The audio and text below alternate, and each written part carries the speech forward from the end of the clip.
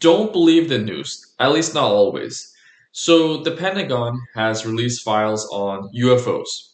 So interestingly, they suddenly decided to release these cryptic files after the US Iran had a firefight in the Strait of Hormuz. And now, sometimes as neurodivergent individuals, we don't really look at things from a critical lens. So, issues related to UFOs, aliens, extraterrestrial beings are kind of somewhat abstract, and we don't really have any empirical evidence for these kinds of things and situations, nor we do have much knowledge about them in the first place, except in the form of stories and Hollywood movies, which are fictional anyway. So most of the time when the government releases data about this kind of stuff, they tend to release information that's somewhat unclear, nebulous, ambiguous, and confusing. Hence, you shouldn't really look into these things too deeply and waste your time. Don't take it too seriously. Take a step back sometimes because you want to ask yourself some bigger picture questions like, are these UFOs actually the creations of the US government, right? It could be possible. We don't know, but the possibility is there. And the thing is, the government doesn't always tell us everything or inform us of every major step or invention, whatever it is, on time. There tends to be a bit of a delay. Good example here.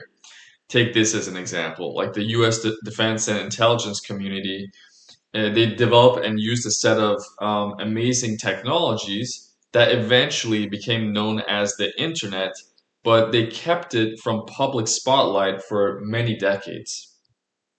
And so now, when we look at this issue, why did the government, randomly, spontaneously, suddenly decide to release these UFO files right now, right?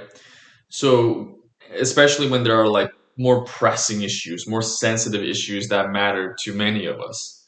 And maybe that's the reason. They just want to get our minds off issues that do matter to most of us, like the housing crisis that's going on in the US.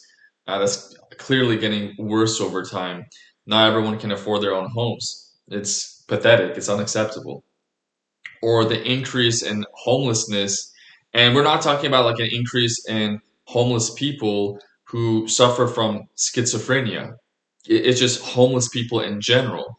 So that's something to note there. Or the war they're fighting against Iran over energy, oil, basically. AI's impact on the job market because a lot of people have lost, their work to AI and humanoid robots, or health and climate related concerns, or the state of the economy because it's not doing that great regardless of what the stock market is telling you, so on and so forth, right? So always remember, the government, corporations, just major institutes and organizations in general, they have their own agenda. They have their own aims, their own goals, and they don't care, about your concerns all the time.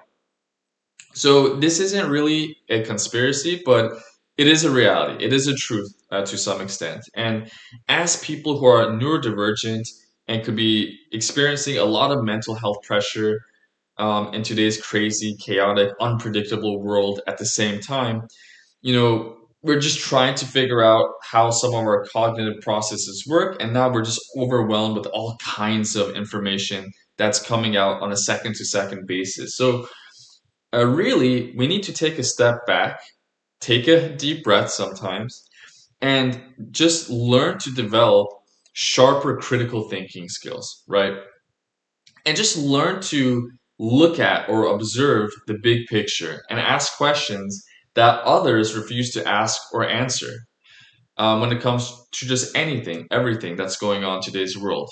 Otherwise, we're gonna maybe feel lost, confused, annoyed, bothered, to some shape or degree. And that's the thing, we want to be just comfortable with all this input that we're receiving. We don't want it to overwhelm us. So, that's all I wanted to talk about in today's segment. So don't believe every single thing you encounter on the news. Sometimes, some of it can be nonsense. It's just the way it is. And, learn to take it easy, learn to, apply everything in a not everything, but some things in a critical manner. This way you stay mentally sharp, you're taking care of your mental health, and you have better control and understanding of different situations and developments. Ciao.